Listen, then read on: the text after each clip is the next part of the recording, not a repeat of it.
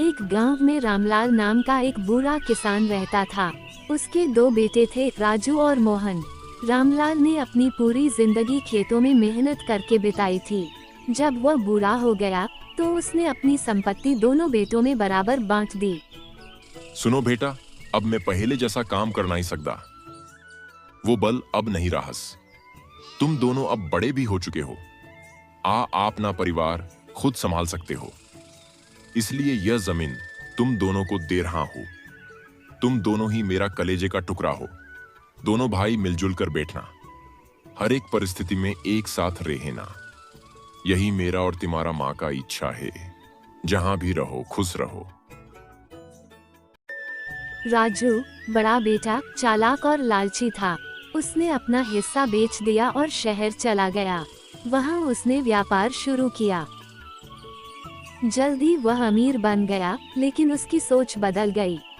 उसने गांव के लोगों और अपने परिवार को छोटा समझना शुरू कर दिया। दूसरी ओर मोहन ईमानदार और मेहनती था। उसने अपने खेत को संभाला और पिता की सेवा की। खेती से उसे ज्यादा आमदनी नहीं होती थी, लेकिन वह अपने हालात से खुश रहता था। एक दिन रामलाल की तबीयत खराब हो गई। दोनों बेटे उसे देखने गांव आए।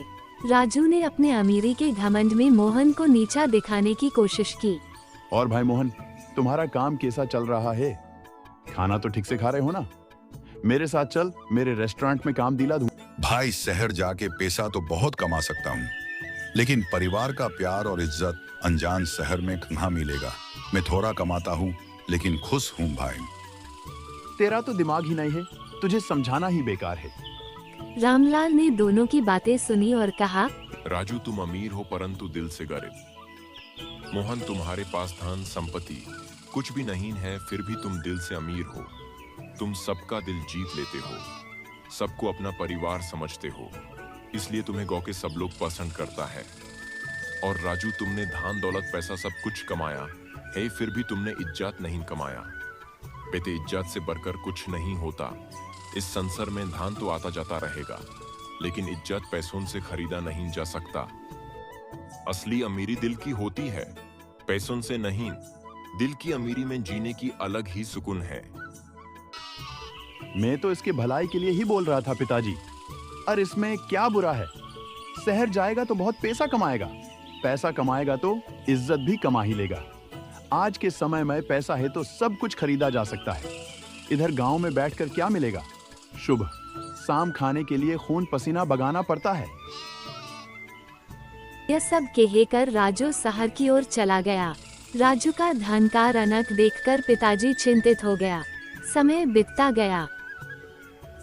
मोहन ने अपने खेतों में मेहनत करना नहीं छोड़ा। वह खुशी से जीवन गुजारा कर रहे थे। दूसरी ओर राजू का व्यापार अब पहले जैसा नहीं रहा।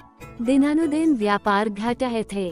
राजू कर्ज में डूबने लगा। एक दिन बीमार पड़ा। कर्ज में डूबने के कारण उसका साथी भाई भी उसे मिलने नहीं आया।